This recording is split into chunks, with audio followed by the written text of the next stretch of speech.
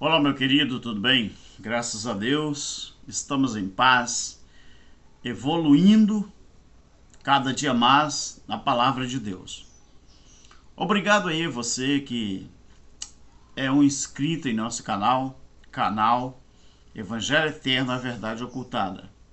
Também nosso irmão Cláudio Mendes, o canal maravilhoso, graças a Deus, ali onde ele é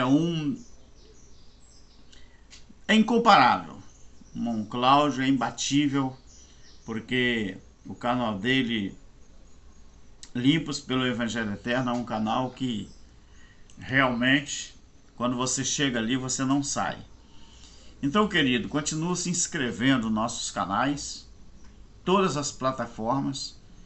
Eu só não estou no Instagram, não divulgo ali, somente fotos e alguma coisa. Mas em todas as outras redes sociais, as redes sociais vizinhas, você pode procurar Alberto Lírio Evangelho Eterno. Nos ajude, tá bom? Meu querido, esse vídeo eu quero falar sobre um detalhe muito interessante. Muitos, dos futuristas, eles perguntam assim: por que os apóstolos, os bispos, não escreveram nada a respeito da vinda de Jesus e também da destruição de Jerusalém e também das profecias após 70 DC? Você sabe que quem falou sobre o assunto foi Jesus, não foi os apóstolos, não foi os bispos. O que está registrado nos capítulos escatológicos é palavras de Jesus, foram palavras de Jesus. Então o que acontece? Em primeiro lugar, os apóstolos, eles eram pessoas extremamente obedientes e assim ensinavam todos os seus discípulos.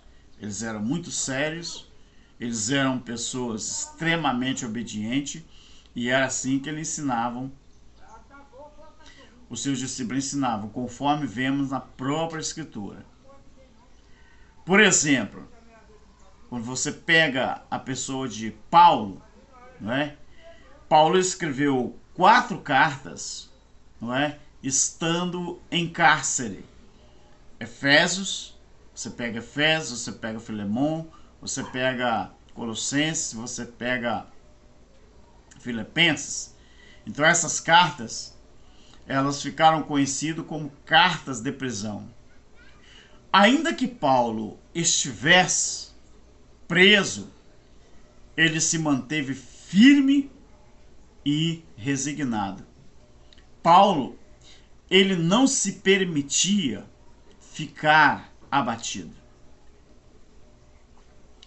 Contudo, Paulo e os outros, por exemplo, Pedro, eles morreram antes do ano 70 DC. Então, isso deixou óbvio do porquê que a maioria não escreveu nada depois dos episódios relativos à segunda vinda de Jesus. Alguém pergunta assim, tá, mas e os que sobreviveram à grande tribulação? Bem, em 1 Coríntios, no capítulo 13 e o versículo 10,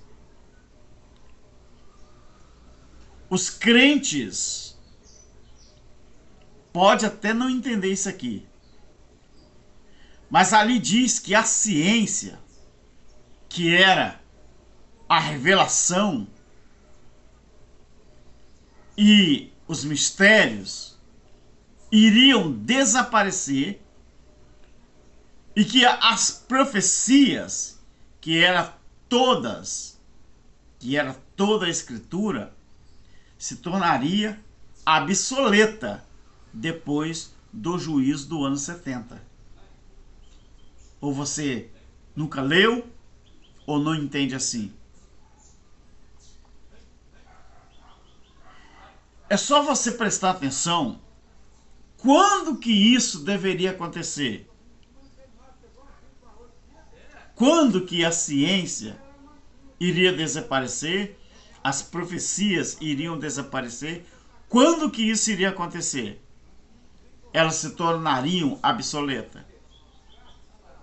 Quando viesse o que era perfeito. 1 Coríntios 13:10. Mas aí, os crentes, os evangélicos, principalmente os futuristas, como eles não entendem isso, eles ficam sem entender e começam também a propagar coisas que eles nem entendem do assunto e deixam as pessoas enganadas, igual cego em tiroteio.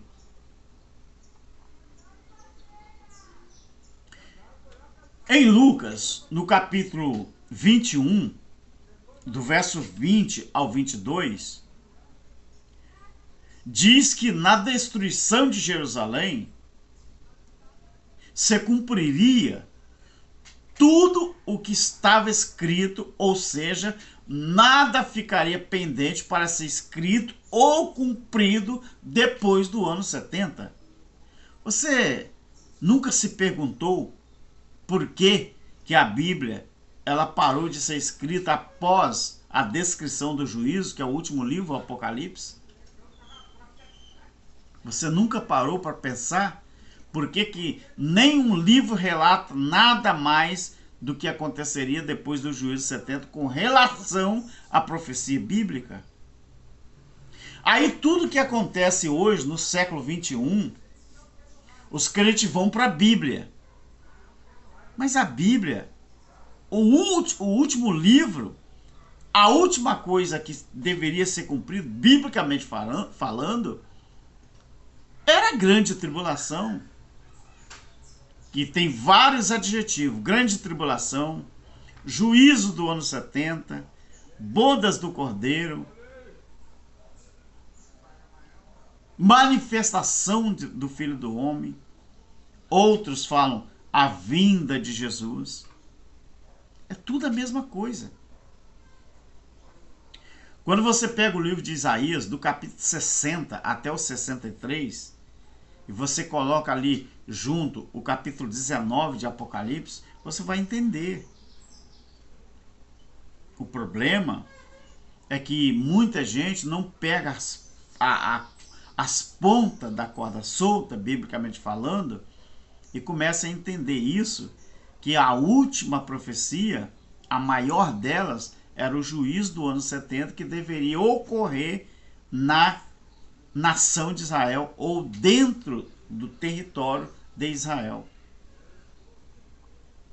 Então, tudo que estava escrito a respeito de Jesus deveria acontecer naquela geração. E depois que o juízo acontecesse, nada mais seria escrito ou nenhuma profecia para depois do ano 70. Mas existe um porém nisso aqui. Os apóstolos, os bispos da igreja ali do primeiro século, eles sabiam que depois da destruição de Jerusalém, em 70 DC, não era para escrever mais nada. Por quê? Porque o marco zero era quando Jesus nasceu. O marco zero de toda a história bíblica do Novo Testamento. Tanto que os livros históricos, Mateus, Marcos, Lucas e João, registram assim. Então, o clímax do marco zero era o ano 70, onde tudo profeticamente falando, tinha que ocorrer dentro daquele período, daquele limite, daquele espaço, daquele tempo. E o próprio Jesus, ele disse no capítulo 23 de Mateus, a partir do versículo 33, que tudo que estava escrito a respeito dele deveria ocorrer naquela geração, inclusive a grande tribulação, inclusive o juízo do ano 70. Então, meu querido, não houve ciência, que era a revelação dos mistérios, não houve profecia para ser escrita. Lucas 16:16, o próprio Jesus falou que a lei e os profetas durariam até João. João foi que descreveu a grande tribulação quando foi dado a ele as revelações do Apocalipse. Então, não houve mais inspiração pelo Espírito nesse sentido. Depois deles, só viria apenas as interpretações. Mas até mesmo o dom de interpretação, ela estava inserido no contexto de que deveria acabar. Era para perdurar até o ano 70. Aí alguém pergunta, mas então por que as pessoas ficam profetizando umas para as outras? Besta é quem acredita. Porque quando você nega a Bíblia, você acredita em qualquer coisa. Quando você deixa de acreditar no que está escrito, aí você passa a acreditar em qualquer coisa. Até em elefante voando você acredita. Aí você acredita no que está escrito, ou você acredita nas interpretações futuristas? O problema é seu. Eu não acredito em profeta humano. Eu acredito na palavra, que deveria se cumprir tudo o que estava escrito dentro da geração do ano 70. De lá para cá, talvez você nunca se perguntou por que não a Bíblia ela parou de ser escrita assim que concluiu o livro de Apocalipse. Porque o reino de Deus foi estabelecido no ano 70, na queda do templo e quando Deus trouxe o juízo sobre Israel. Aí você pergunta, mas Deus não fala com a gente mais não? Não. Como que Deus vai falar com você se ele está aqui dentro? Nós somos a morada do Eterno. Isso aqui, ó, você vê, isso aqui é só uma caixa. Isso aqui é uma embalagem. Mas o Espírito de Deus está dentro de mim, está dentro de você, está dentro de nós. Aí você pensa que a religião, as denominações que você segue, é que mostram o caminho do céu para você. Infelizmente você está atrasado, tem 2000 anos que você está atrasado. Então, meu querido, que Deus te abençoe.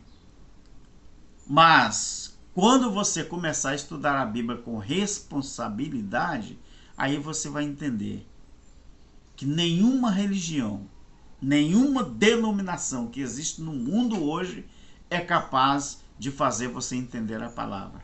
Sabe o que faz você entender a palavra? É a persistência e a direção do nosso eterno Criador.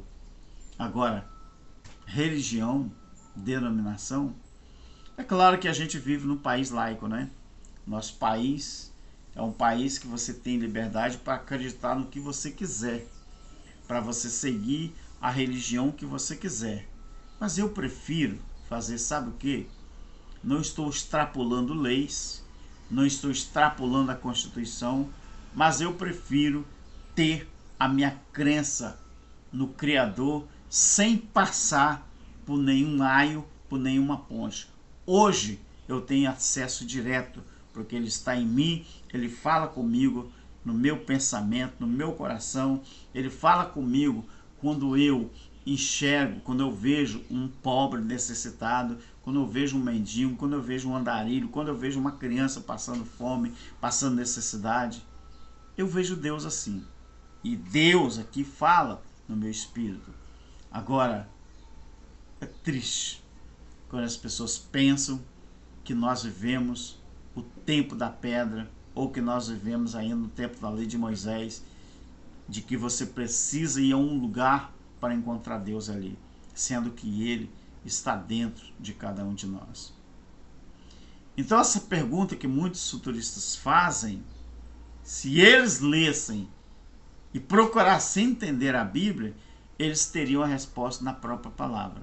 Mas infelizmente, eles sabem que eles não podem ensinar da maneira certa, porque seria carta de alforria, a carta de liberdade. Deus abençoe. Você quer me ajudar? Olha, eu estou pedindo ajuda. Qualquer ajuda que você ajudar já está ajudando muito, porque eu estou repassando também para os nossos irmãos ali na África que cuida de crianças, tá bom? Então, se você me ajudar com R$5, eu envio para lá. Se você me ajudar com 10, eu envio para lá. Se você me ajudar com 20, eu envio para lá. Querido, quando eu coloquei o Pix aqui na descrição do vídeo, era para que eu pudesse melhorar o meu estúdio. Só que o tempo passa e a gente vai evoluindo. Eu falei, por que eu preciso de um estúdio novo, se graças a Deus aqui eu consigo falar bem com você? Então, eu falei assim, eu vou fazer o quê? Eu vou ajudar meus irmãos, as crianças ali no continente africano. Aqui também nós temos um trabalho social, eu e minha esposa, nós temos um trabalho social aqui no nosso município. Só que a gente não fala com ninguém, não divulga, não é? Mas porque isso aqui é uma coisa entre nós e o Criador, tá bom? Se você quiser me ajudar, vá na descrição do vídeo e oferte, tá bom? Pode ser qualquer valor, não se preocupe, pode ser qualquer valor, mas isso se você puder. Se você puder, não puder, fique em paz, fique tranquilo, só deixa o like, a inscrição, compartilhe, comente, tá bom? Deus abençoe e tamo junto, meu querido. Até lá, tchau.